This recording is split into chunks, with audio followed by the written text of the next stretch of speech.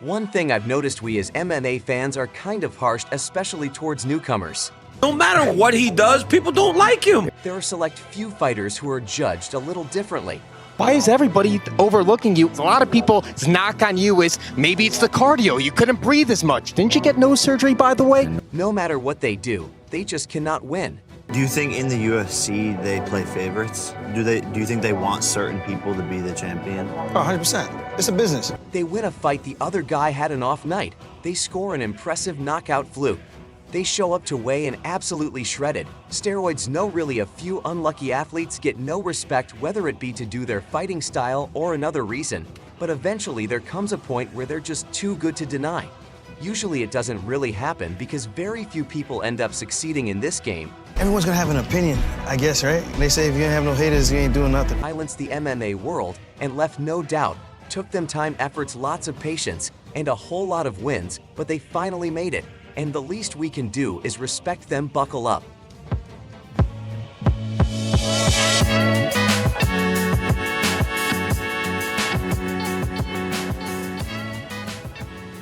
Number 1.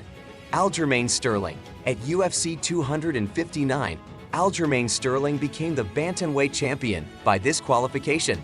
And that is it. That's it. Wow. I don't like that a title can be won this way. You don't even see this often in WWE, and yet it happened in the UFC, and understandably, people were not happy. I felt nauseous, so I ended up throwing up later that night. People were messaging me saying, stop posting videos and pictures with you of the belt. For once, paper champions seem like an appropriate label, because we all saw the fight. He had dropped Aljamain, and he had taken him down and tripped him, slammed him to the ground a few times, and it looked like he was in control. Pio Darian was well in control, but a split-second lapse of judgment led to the illegal knee, and Aljamain Sterling capitalized on it with a brilliant acting performance. The paper champion was a marked man. Pio Darian was going to set it right, and at UFC 273, No Mercy got that chance. Let me know first. Мне просто важно выйти, побить его, так скажем, закрыть этот вопрос для общественности, для лично себя, чтобы вернуть. Of all I know, it's a close fight, could have gone either way, but the Funk Master walked out of the Octagon, still the title holder and still a paper champion to a large majority. I thought that the judges blew that one. I thought I had it 3-2 the other way. Judges gave him that one beating, a one-armed TJ Dillas shot. Didn't help him one bit, but then Triple C made his glorious return to the sports. I see that I am the champ, he's the challenger. I'm here to do my job. I'm excited to put this clown 6 feet under. And he shouldered the honor of being the one to finally end that fluke run of Sterling. And Sterling beat him to fair and square without a hint of controversy. I gotta go back and rewatch that fight, but you surprised me with the wrestling. Thank you, man. You did too. And on that night, MMA fans finally gave him the credit he deserved. I did too. Number 2, Sean O'Malley. Sugar Sean O'Malley was the prospect of the first season of the Contender Series. He earned the UFC contract with a spectacular knockout, but more importantly, he had star potential. Give that kid a contract! Hey, if there's one guy on this show that resembles Welcome the same... to the UFC, O'Malley! Sean O'Malley is that thing. He's the guy. Woo! O'Malley, however, took a different route and had no problem beating up fighters who were clearly less skilled than him. I just feel like I'm the people's champ. I have more eyeballs on me in the bantamweight division than anyone, and that's what I consider the champ. With each victory, he built his popularity, but there were a few hiccups along the way.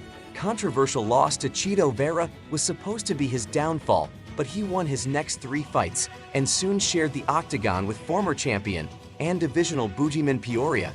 He sort of fought Pedro Mundos for a round before bad IPO ruined the fight. But this was his true test. It was Porto Yan.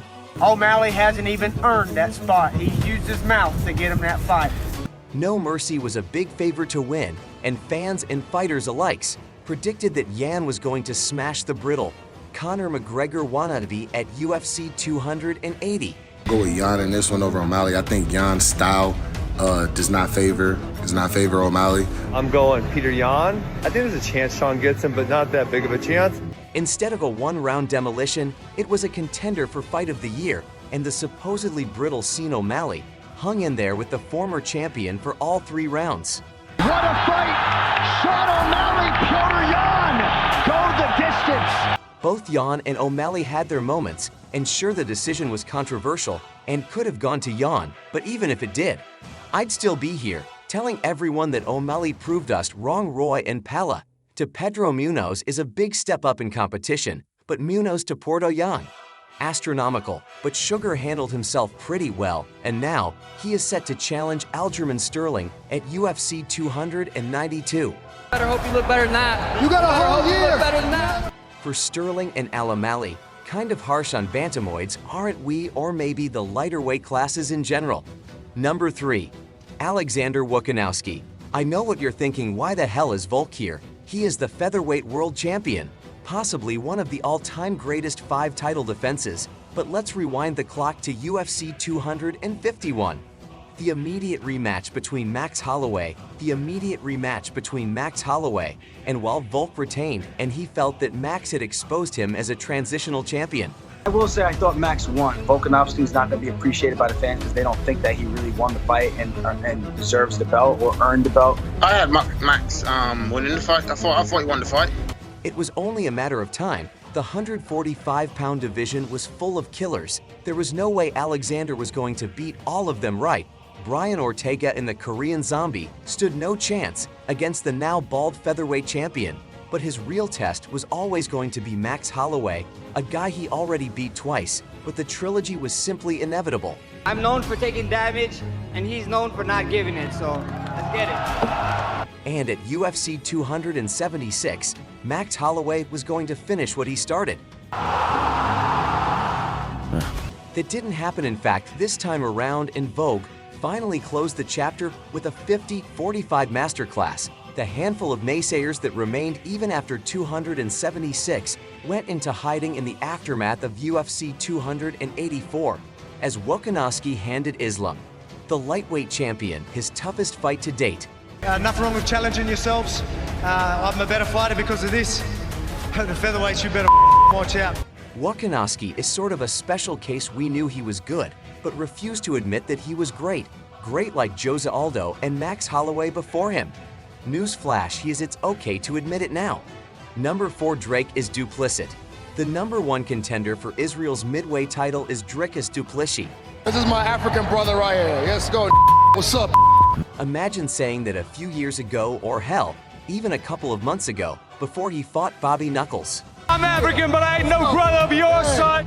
Drake has entered the UFC with a very impressive record, 14-2 all finishes, but 1 fight under the UFC banner. And we all saw him as the next Derek Bronson.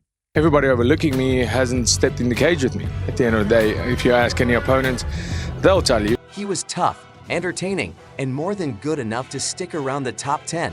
But he was never going to challenge the absolute elite of the division. DDP was just awkward. He's a little bit goofy.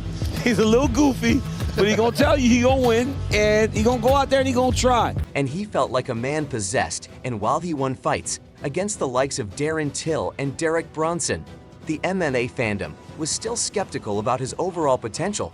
He was too clumsy in labor to be at the top of the mountain. And as soon as it was announced that Robert freaking Whittaker was his next opponent, we all gathered around to witness another high-train meeting, its unfortunate end. Robert Whittaker versus the world. I think the only person in the world that beats Robert Whittaker right now, or that can, is Rob Stein. Whittaker was going to humiliate him, just as he had done to the other middleweights, but in the featured bout of UFC 290, we finally realized there was a lot of brilliance in that berserk madness of DDP, and even someone like Whittaker could not deal with the pressure and physicality of the South African native. More importantly, Drake has demonstrated that he was a student of the game, as his South Baya disrupted Whittaker from his rhythm and want him to fight. A second-round TKO over Robert Whittaker, an all-time great middleweight who has only lost to Israel at 185. That's all I need to say. And for me, it was one of the biggest moments of my not only career but life, to share the cage with a legend like Robert Whittaker. And the words of Joe Rogan, Trick is Duplessis is for real. Going through this list, and we have 2 world champions in Vulcan Sterling and the next title challengers in O'Malley and Dricus. They were counted out and underestimated time and time again, And yet here we are. That's how good these guys are, and it will take some time for us to realize better late than ever.